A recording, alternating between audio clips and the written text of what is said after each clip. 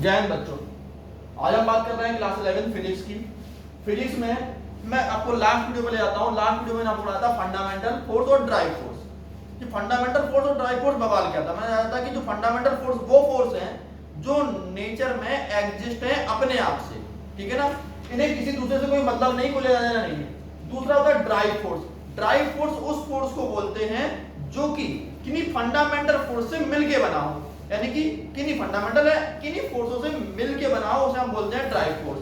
Fundamental force are those force which exist in nature as their own, इन्हें किसी से कोई लेना नहीं होता। फंडामेंटल फोर्स गिनती के चार थे, चार ही है। Gravitational force, electromagnetic force, strong nuclear force और वीक न्यूक्लियर फोर्स। ये चार आपके फंडामेंटल फोर्स हैं। एग्जाम में मोस्टली एक क्वेश्चन आता है, कॉम्पिटिटिव एग्जाम में क्वेश्चन आता है कि इनकी रिलेटिव स्ट्रेंथ कितनी है। ये आपकी इनकी रिलेटिव स्ट्रेंथ है। मैं अभी समझाऊंगा रिलेटिव स्ट्रेंथ होती क्या है, ठीक है ना। फिलहाल तो पेपर में एग्जाम में नहीं पूछा जाता है। एक कॉम्पिटिटिव एग्जाम में क्वेश्चन आ चुका है कि स्ट्रॉन्ग न्यूक्लियर फोर्स और इलेक्ट्रोमैग्नेटिक फोर्स से कितना अधिक पावरफुल है। ये question same to same NDA का था क्वेश्चन, यानी कितना पावरफुल है वो देखो 10 की पावर 2, ये 10 की पावर 38 लिखा हुआ है, 10 की पावर 36 लिखा हुआ है, 38 और 36 इस तरह से लिखा हुआ है। तो पावर का डिफरेंस कितना आया, 10 की पावर 2 का डिफरेंस आया। एक क्वेश्चन तो जे आपका पूछा जा चुका है एनडीए में। एक एनडीए में एक क्वेश्चन और भी आ चुका था कि किसी कॉम्पिटिटिव एग्जाम में एक इंटरव्यू में क्वेश्चन पूछा था, जब न्यूक्लियर फोर्स इतना स्ट्रांग है तो फिर रेडियोएक्टिव डिके कैसे हो जाता है भैया। Why the reason behind the radioactive decay, आपने पढ़ा होगा ऑलरेडी न्यूक्लियर बॉम्ब वगैरह, ऐसा में क्या होता है उनकी, जब पता है न्यूक्लियस में ऑलरेडी आप पढ़ चुके हो कि भैया प्रोटॉन और न्यूट्रॉन बंधे हुए हैं बहुत पावरफुल बॉन्ड से, तो रेडियोएक्टिव डिके कैसे पॉसिबल है जब पावरफुल बॉन्ड है। क्यों, कौन सा फोर्स रिस्पांसिबल है रेडियोएक्टिव डिके के लिए, 6 नंबर का क्वेश्चन आता है। ये आपका मैंने बता दिया ओवरऑल कि कॉम्पिटिटिव एग्जाम में इस टाइप के क्वेश्चन आते थे। चलिए भाई अब हम बात करते हैं शुरुआत से ग्रेविटेशनल फोर्स। चार फोर्स थे। फर्स्ट है आपका ग्रेविटेशन, दूसरा है इलेक्ट्रोमैग्नेटिक, तीसरा है आपका स्ट्रॉन्ग न्यूक्लियर और चौथा है आपका week nuclear force. First gravitation force की बात करते हैं। अरे यार ग्रेविटेशन फोर्स की तो बात बहुत हो गई, चलो छोटी सी पहले बात कर लेते हैं, थोड़ा पढ़ाई लिखाई बात हो गई। हाँ आजकल मैं फेसबुक चला रहा था, फेसबुक चलाते हो, हाँ चलाते हैं। फेसबुक में आजकल बहुत देखता, मैंने एक बच्चे को क्लिक किया, जैसे ही मैंने फेसबुक में क्लिक किया वहां पर लिख के आया कि these are two mutual friend, यानी उस बच्चे के 2 म्यूचुअल फ्रेंड थे। फेसबुक में लिख के आया कि ये क्या बवाल है यार, म्यूचुअल फ्रेंड क्या बवाल आ गया है। मैंने जैसे म्यूचुअल फ्रेंड देखा बंद कर दिया, लॉग आउट करके बाहर निकल आया। बाद में देखा म्यूचुअल का मतलब है दोनों का, उसका भी और मेरा भी, इसका मतलब होता म्यूचुअल। बस इसी को मैंने समझ लिया, भाग यार अपने फेसबुक नहीं चलाया। चलो भाई फेसबुक खत्म करते हैं, अब आते हैं पढ़ाई पे आते हैं। ग्रेविटेशनल फोर्स, ग्रेविटेशनल फोर्स भी म्यूचुअल फोर्स है। म्यूचुअल का मतलब म्यूचुअल, दोनों पे काम कर रहा है। यदि मैं कहूं कि मेरे पास 2 ऑब्जेक्ट हैं, ये बिल्कुल वही म्यूचुअल वाला है। जितनी पावर से ये बड़ी वाली चौक इस छोटी वाली चौक को अपनी तरफ अट्रैक्ट कर रही है, सेम पावर से छोटी वाली चौक इस बड़ी चौक को अट्रैक्ट कर रही है। इसका मतलब क्या, अट्रैक्ट कर रही है, यानी कि gravitational force is a mutual attractive force. Mutual attractive force, first property आपने पढ़ ली ग्रेविटेशनल फोर्स की, कैसी है, म्यूचुअल अट्रैक्टिव फोर्स। म्यूचुअल याद रखना कौन सा, फेसबुक वाला ही म्यूचुअल है, ठीक है ना। तो म्यूचुअल अट्रैक्टिव फोर्स। दूसरी प्रॉपर्टी ग्रेविटेशन की आती है भैया, ग्रेविटेशनल फोर्स अर्थ मुझे खींचे बैठी हुई है, तभी मैं रुका हुआ हूं, आपका डस्टर क्या हुआ, नीचे ही गिरा। क्यों गिरा नीचे, क्यों भैया, इसलिए नीचे गिरा ये क्योंकि अर्थ उसे खींच रही है, इसी तरह बेटा क्या आपको याद है कि जिस तरह से अर्थ सन के चारों तरफ चक्कर लगा रही है, क्यों चक्कर लगा रही है, ग्रेविटेशन की वजह से।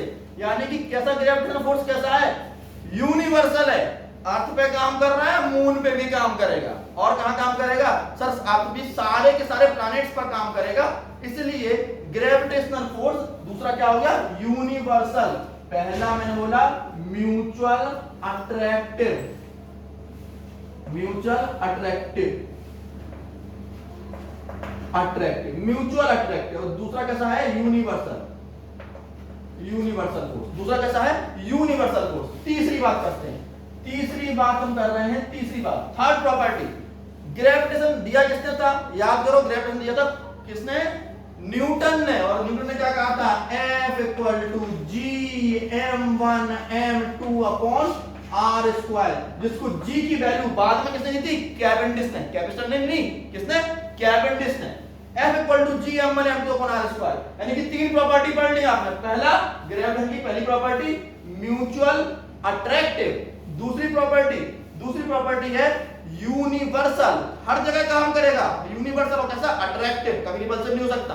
तीसरा force direct equal to G m1 m2 upon r square, इसकी प्रॉपर्टी की फोर्स कितना लगेगा, सर कितना लगेगा, प्रोडक्ट दोनों का मास, जी कैवेंडिश की वैल्यू एक कांस्टेंट थी और r स्क्वायर दोनों के बीच की दूरी। चौथी प्रॉपर्टी, अब यहीं से देखो यार, देखना f m1 m2 directly proportional दिख रहा है क्योंकि जी तो कांस्टेंट है। चौथी property f directly proportional to m1 m2, f directly proportional to m1 m2, f यानी कि मासेस के डायरेक्टली प्रोपोर्शनल है, f किसके प्रोपोर्शनल, डायरेक्टली प्रोपोर्शनल है, दोनों मासेस के मल्टीप्लाई के डायरेक्टली प्रोपोर्शनल है, ठीक है ना।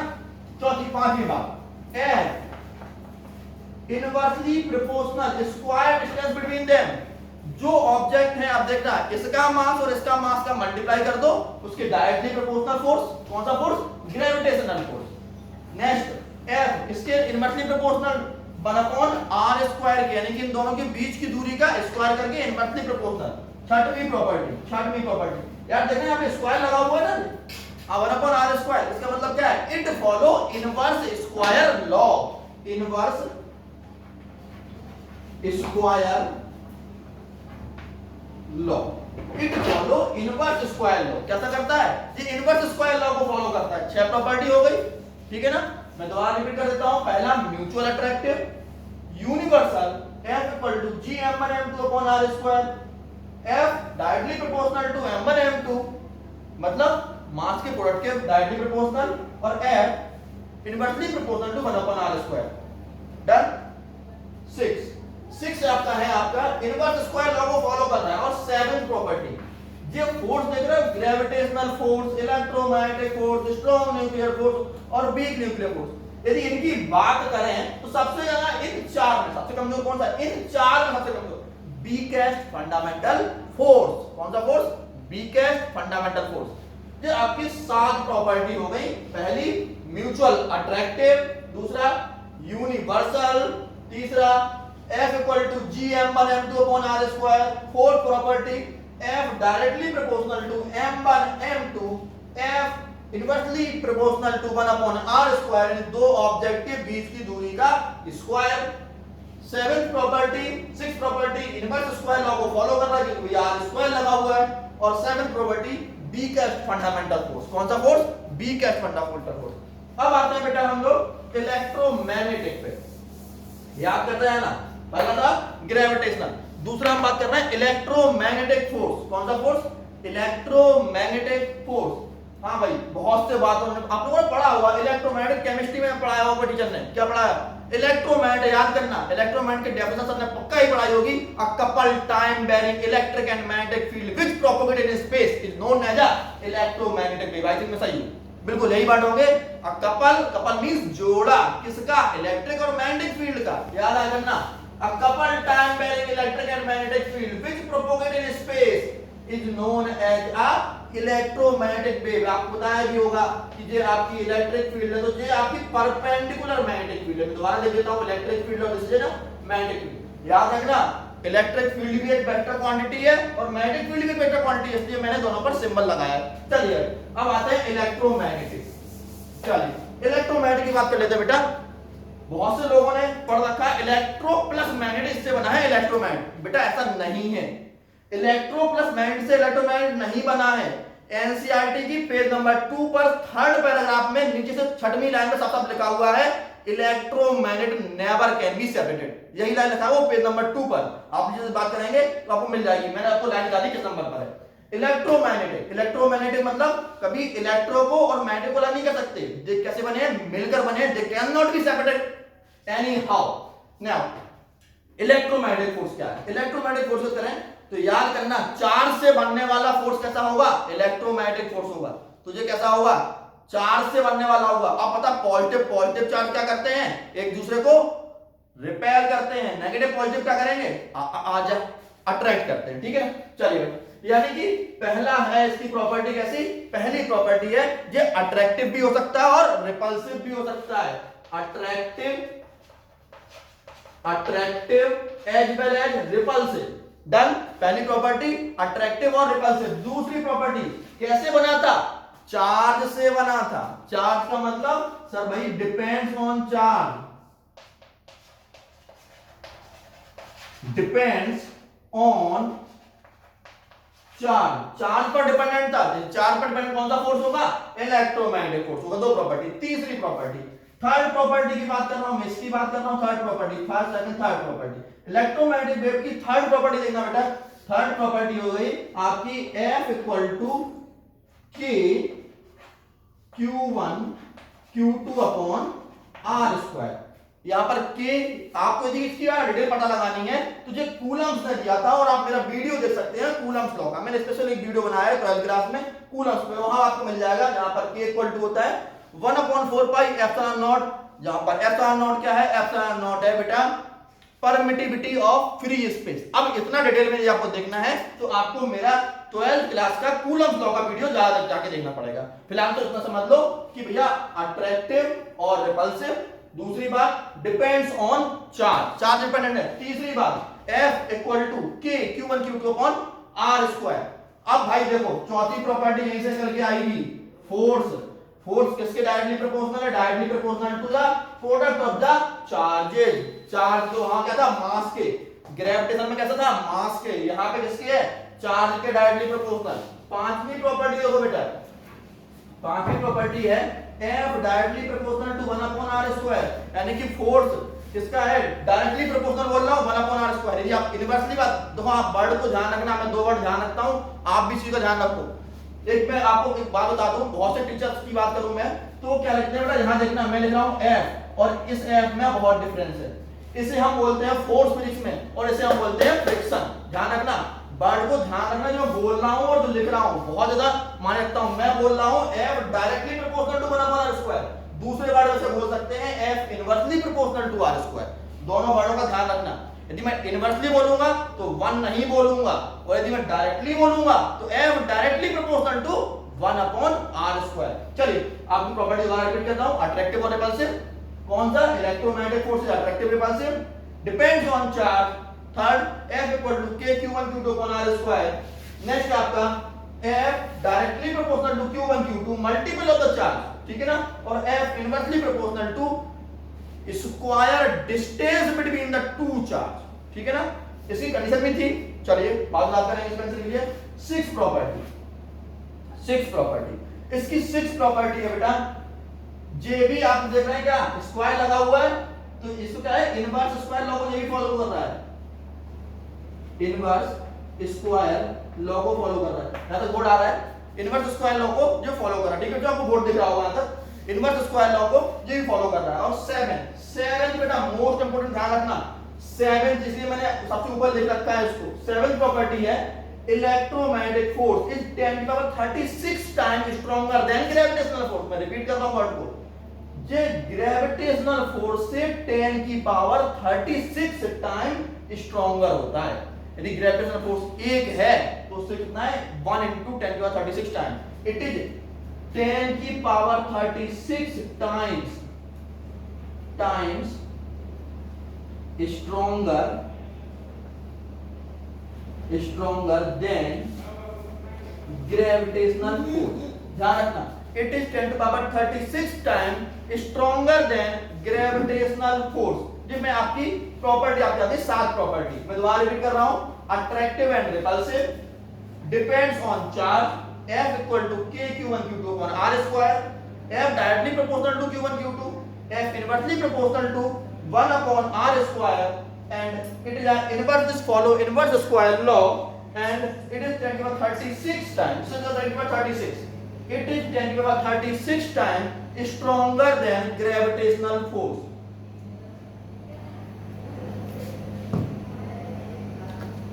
बेटा इस तरह से हम कितने हो गए, ग्रेविटेशनल फोर्स हो गया और इलेक्ट्रोमैग्नेटिक फोर्स हो गया, ठीक है ना। अब आते हैं आपका थर्ड वन, थर्ड वन क्या देख रहे हैं आपको, थर्ड वन मैं दिखा रहा हूं आपको, मैं हट जाता हूं बोर्ड से। थर्ड वन आपका लिख के आ रहा है strong nuclear force. Strong nuclear force क्या होता है, what do mean by strong nuclear force? यार जैसे नाम से पता लग रहा है न्यूक्लियस पर काम करेगा। कहां काम करेगा, न्यूक्लियस पर। यानी स्ट्रॉन्ग न्यूक्लियर फोर्स कहां कर रहा है, पहली बात भैया न्यूक्लियस पे काम कर रहा है, ठीक है ना। कहां काम कर रहा है, न्यूक्लियस पे काम कर रहा है। दूसरी बात कैसा है, सबसे अधिक पावरफुल देख रहे हो, जबकि 10 to 38 टाइम्स। अब न्यूक्लियस पर काम कर रहा है, मोस्ट पावरफुल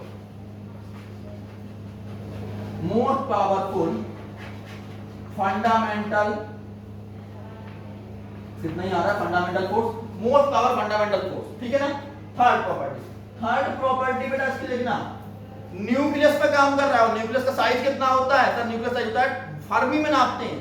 फर्मी मतलब 10 की पावर -15 मीटर रेंज, यानी कि कहां पे काम कर रहा है, 10 की पावर -15 मीटर रेंज पर काम कर रहा है। इसको हम क्या बोलते हैं, 10 की -15 को फर्मी। 1 फर्मी इक्वल टू 10 की पावर -15 मीटर। पहला न्यूक्लियर पे, न्यूक्लियस लेवल पे काम कर रहा है। हाँ, अब चौथी प्रॉपर्टी बेटा, न्यूक्लियस में प्रोटॉन प्रोटॉन बंधे हुए होते हैं, यानी जैसे चार्ज से कोई लेना नहीं है, चार्ज इंडिपेंडेंट, चार्ज से कोई मतलब नहीं, ठीक है ना। मैं दोबारा बोल दे रहा हूं, न्यूक्लियस पे काम करता है। दूसरा मोस्ट पावरफुल है, इट इज 10 की पावर -15 मीटर रेंज में काम कर रहा है, बहुत छोटी रेंज में, ठीक है ना, और मोस्ट पावरफुल है। अब नेक्स्ट प्रॉपर्टी है, it is stronger than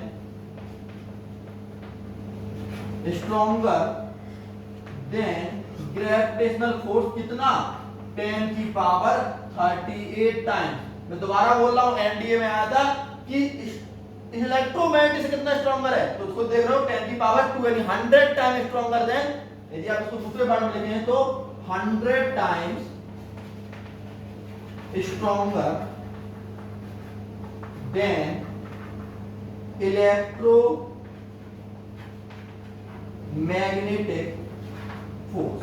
done, ये 100 time stronger than electromagnetic force. और ये आपका फोर्स हो गया strong nuclear force. Next force है आपका, इसको दोबारा रिपीट कर देता हूं, न्यूक्लियस पर काम करेगा। न्यूक्लियस का साइज कितना होगा, 10 की power -15 metre. Most powerful force है, स्ट्रॉन्गर कितना है ग्रेविटेशन से, 10 की power 38 time stronger than gravitation force, और 100 time stronger than electromagnetic force. Done. Next और सबसे ज्यादा इस पर एक क्वेश्चन आता है, और वो है आपका week nuclear force. Week nuclear force की बात करें तो वीक न्यूक्लियर फोर्स की बात करें तो वीक न्यूक्लियर फोर्स रिस्पांसिबल है रेडियो एक्टिव डिके के लिए, रिस्पांसिबल फॉर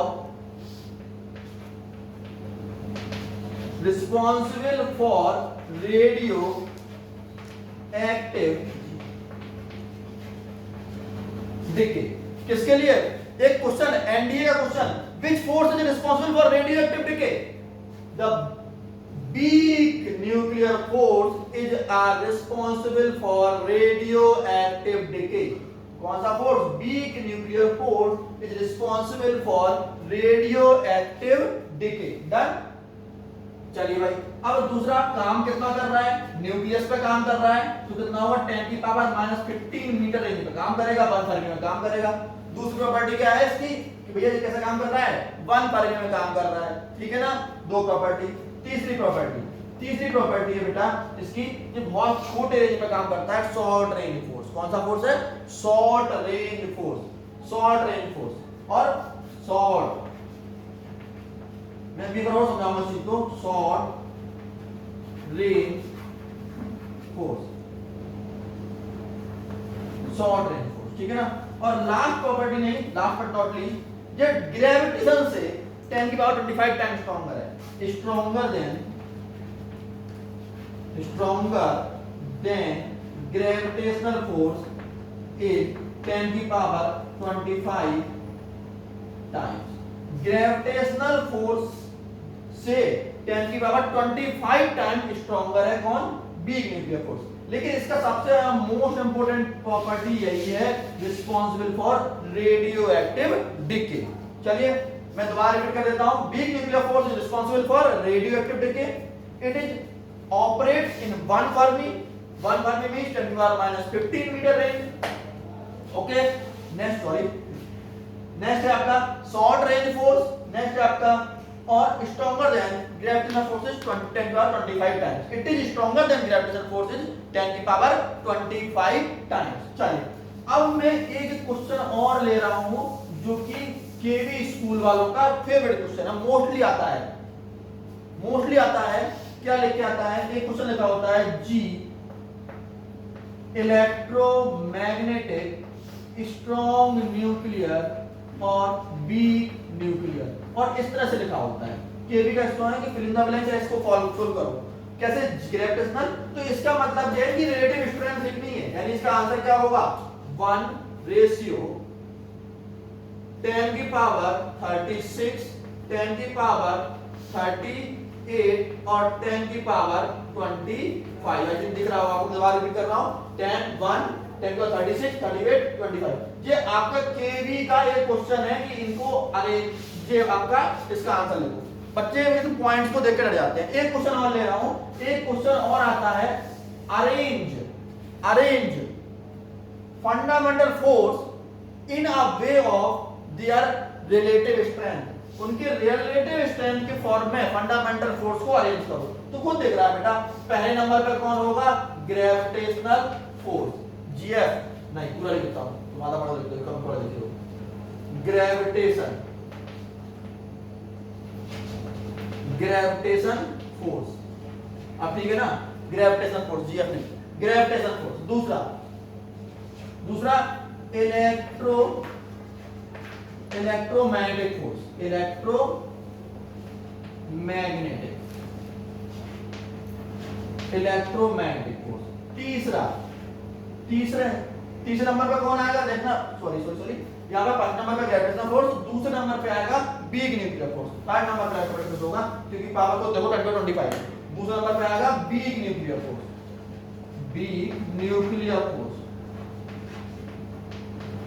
वीक न्यूक्लियर। फिर आएगा आपका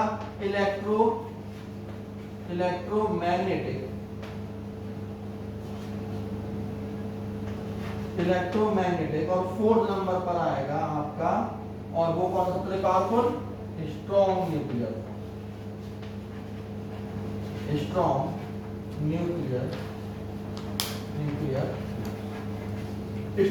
फोर्स। ये इनका क्या है भैया, इनका रिलेटिव स्ट्रेंथ है। इस तरह से क्वेश्चन आपके बोर्ड में आते हैं, ठीक है ना। बोर्ड में क्या, एक कंप्यूटर एग्जाम में आते हैं, बोर्ड में तो खास नहीं आता। मैं छोटी सी एक चीज और समझानी है मुझे, और फिर मैं आपको इसका वीडियो खत्म कर रहा हूं, तो ध्यान रखना। चलिए बेटा यहाँ पे देखना, एक छोटी सी चीज पढ़ा रहा हूं, बस एक छोटी सी चीज देखना कि ये 2 और ये 2, बस थोड़ा देखना। ग्रेविटेशनल फोर्स, अर्थ और मून बहुत लंबी दूरी पर काम कर रहे हैं, यानी कि बहुत लंबी दूरी पर काम कर रहे हैं अर्थ और मून पर ग्रेविटेशनल फोर्स। इसका मतलब ये क्या हुआ, ये लॉन्ग रेंज फोर्स है। कैसा है, लॉन्ग रेंज फोर्स। और ये देखो, आप ये दोनों देखो बेटा, ये कैसे काम कर रहे हैं भैया, ये तो केवल 1 न्यूक्लियस रेंज पे काम कर रहा है, खुद देखो न्यूक्लियर रेंज पे काम कर रहे हैं, 10 की पावर -15 मीटर पे काम कर रहे हैं। अब जो न्यूक्लियर रेंज पर है तो कैसे होंगे, शॉर्ट रेंज फोर्स। ये कैसा है, शॉर्ट रेंज फोर्स। बेटा समझना, जो फोर्स लंबी दूरी पे काम करें, ज्यादा लॉन्ग रेंज फोर्स, और छोटी दूरी पे काम करें वो शॉर्ट रेंज फोर्स। ये आपका था आज का क्लास, फंडामेंटल फोर्स का, इंपॉर्टेंट था कॉम्पिटिटिव एग्जाम के लिए। अब एक बात और मैं कहूंगा, मैं पहले ही बोल चुका हूं, यदि आपको मेरा वीडियो अच्छा लगे तो लाइक और शेयर भी होगा। इसके बाद आपको चीज और ध्यान रखनी है, एक पौधा जरूर लगाना है और उस पौधे को हमारे फेसबुक पेज पर अपलोड करना है कि आपने एक पौधा लगाया, ठीक है ना। जय हिंद बच्चों, आज के लिए बस इतना ही। थैंक यू, मिलते हैं अगले वीडियो में।